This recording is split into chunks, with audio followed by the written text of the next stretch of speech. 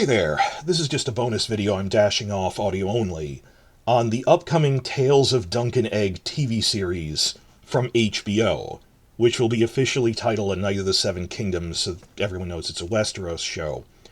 But all my other videos about this I made back in April, right after they announced it. Since then, there has been a writer's strike, which I didn't anticipate, which has pushed the schedule all back and everything. But it got me thinking about labor relations in the Dunk and Egg stories and how that actually is a through line to the in-universe story and how this might affect that, how they could play it up, because these writers going through this major once-a-decade strike, they're the ones holding the pens. They're the ones, at the keyboards writing Dunk and Egg. This would affect, they want to play this up more, and I think they should. If you think about it, if the Dance of the Dragons is about the feudal system and gender, Dunk and Egg is about the feudal system and classism. I mean, a lot of it is also about chivalry, and he said it's important to have knight in the title because it's the whole Dunk is this lowly, wandering, poor knight, and he's more honorable than all these great lords and wealthy knights who do not honor their vows, who are very corrupt. But a big part of it, a big through line, is also classism. Because Egg, from the Dunk and Egg title, will one day grow up to be King Aegon V. And the whole thing is, when it starts, he's the fourth son of a fourth son, he's a minor princeling, he's 13th in line to the throne, so they go, okay, let him squire to some wandering hedge knight, what's the worst that could happen? And later main novels explain this. The series isn't finished. We have the first 3 novellas out of a planned 12, but later books explain by the time he became a man, he'd spent so much time wandering the kingdoms at the low level, working with the commoners, that he saw the plight of the small folk and how corrupt everything had become. So they said he's practically half peasant. He wants to push through all of these social reforms, lowering taxes on the poor, raising them on the rich, reining in the lords who were mean to their commoners. And this almost sparked a civil war with the great houses. He had a very contentious reign. Because the small folk loved him, but everyone else is like, you do all these impractical reforms, it's politically unwise, and that'll come up by the later ones. Now, right now, they said they just want to do 3 seasons, 1 season based on each of the first 3 novellas, then we'll go on pause and see what happens. We might cobble together later seasons from descriptions he's given. We'll see if Fire and Blood Part 2 comes out. We'll figure that out after season 3, but we'll go on pause for a bit. That's fine, that's what I would do, that's an okay answer. But even the first 3 seasons, that they're emphasizing the suffering of the small folk, the suffering of the commoners under this system, and that Egg grows up to be this big social reformer. So in general, that's a through line. Another big part, though, is thinking about the writer's strike. Not just on general principle, but, strikes and labor unions.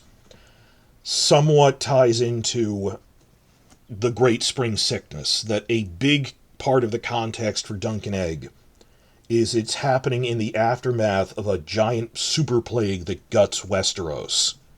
Well, it happened, the Great Spring Sickness, it happens in the break between the first and second novellas.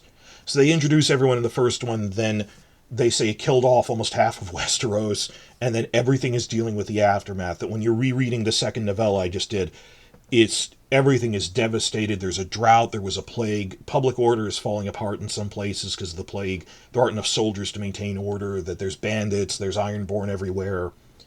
You would expect a similar social ripple effect, socioeconomic ripple effect, to happen to Westeros as happened to Europe after the Black Death. The Great Spring Sickness was their Black Death, essentially. After a big plague, what happens like that? And in real-life medieval history, this is the major chapter break between the High Middle Ages and the Late Middle Ages. In terms of big socioeconomic trends, for the first time there weren't enough laborers to go around. That before, you could pay them next to nothing, the commoners, whatever, it didn't matter, you could always get replacements. For the first time in centuries, there weren't enough to go around, and with labor in short supply, because there was a plague, you could bargain for more money. You could more often run away to a different lord offering better pay. And the lords at the time could not understand this. This was an alien concept to them. They'd been living for centuries with, well, you just charge what you want and they're tied to the land. Now it was collective bargaining? That if you don't pay me, I'll run? That other people are paying more? The alien concept. I mean, it was, what TV Tropes calls an outside context event. And you see this with, like, the Peasants' Revolt in England is the big example I'm thinking of, or the Jacquerie in France, or there were problems in Flanders as well with all these labor riots with the textile industry. They had a hard time even grasping this. This was such a blow to their system. Well, don't make the mistake that it was like a modern labor strike. It wasn't. But the peasants would run away somewhere with better pay. The medieval world did have trade guilds, craftsmen's guilds. Look this up to make sure that they're not the same thing as the modern labor union. Labor unions are the workers themselves united against the factory owner, like if you have a textile factory or a porcelain factory. That it's the workers united against the factory owner. A medieval trade guild was an association of multiple factory owners against the government. And indirectly, it did kind of benefit the workers that you can't just, they were saying the king can't just arbitrarily raise taxes on us.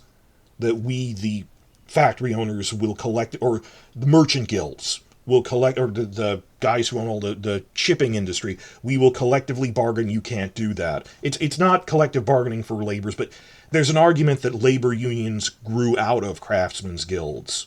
They're not quite the same thing, but even then, the concept that the merchants' guilds could collectively bargain against those in power, that the laborers, it touches on similar issues. And, so we wouldn't really see a WGA strike style thing in Westeros, but just, you would see people in the aftermath of it really surprised that suddenly labors, that the money will change. One of the big things is money values in Dunk and Egg are different from what they are in A Song of Ice and Fire at first. Like in the first novella, Before the Plague, when he sells his horse for almost 4 gold dragons, but for over 3, and in Song of Ice and Fire, a horse is worth 1 gold dragon.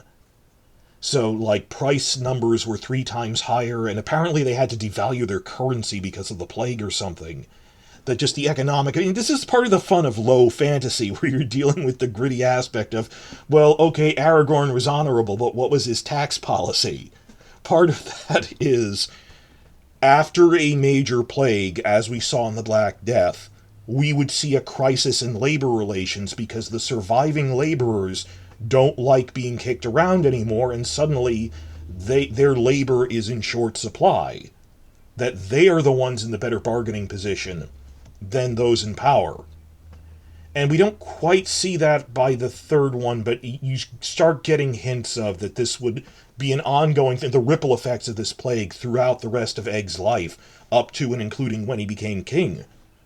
So I hope that, like, by season 2, once the plague hits, they mention there are merchant guilds in Westeros. They mention, I look at their, like, the people shipping things in through the narrow sea, and we should see, they mention once in Fire and Blood, the merchant guilds were yelling at Alicent and Aegon because of the blockade that the Velaryons set up.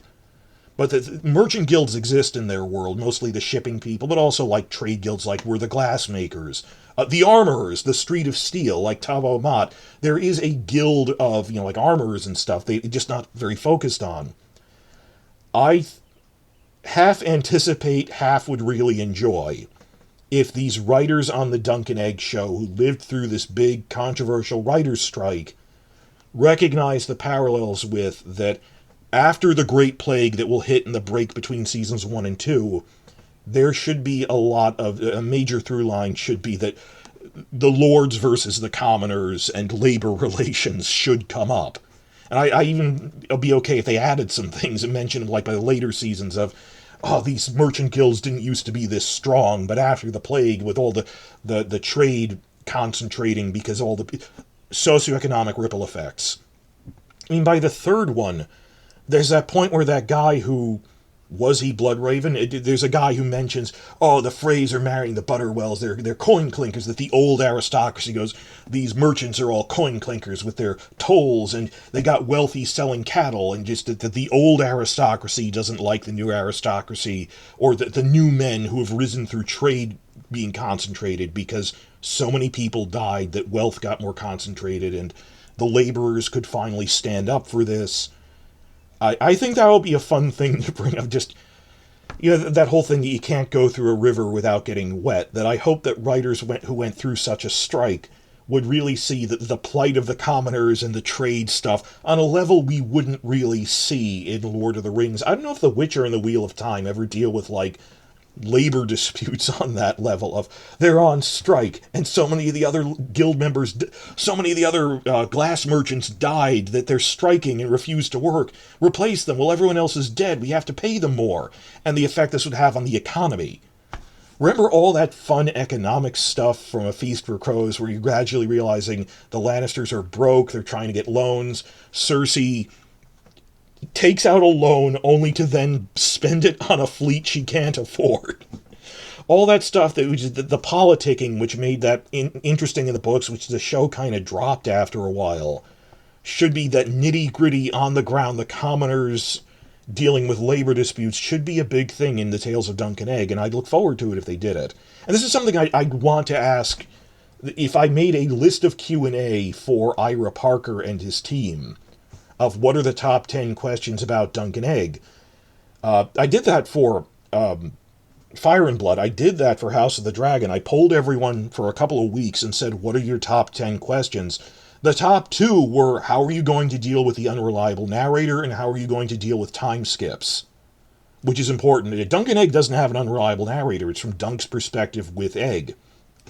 Instead, even on that list of 10 questions about House of the Dragon, number 10, which isn't one I came up with, was someone asking, will you focus on and actually show the plight of the small folk? Like how Game of Thrones, by their own admission, Cogman said we didn't really touch on the suffering of the small folk that we saw, which was a major through line in A Feast for Crows, was cut. Will they try to show how much the war is devastating the commoners? Whereas on House of the Dragon, on a list of 10 questions, that was like question number 10, and question number 1 was, how will you handle the unreliable narrator? Dunk and Egg, like, the first or second question, well, the first one is, what are you going to do when the series surpasses the print novellas? They said, we'll go on pause. Second question, how are you really going to emphasize the economics of this, the suffering of the small folk, how this ties in with how a plague affects labor relations, that the surviving workers have a better collective bargaining position. So I think that would be a major talking point on a Dunk and Egg show. So things are a bit postponed for now, though, because of this interminable strike. The one good piece of news is they said, word for word, the head of HBO said, we actually think we're going to put out Dunk and Egg at a rate of a season annually. That once every 12 months, the way Game of Thrones was released for the first 6 seasons, because the scale is smaller. Like, the scale of House of the Dragon is so huge, they said the selling point was it's smaller and easier to do. We will be releasing that like clockwork once every year for 3 years. Question is, when are they going to restart up because of this strike? I don't know.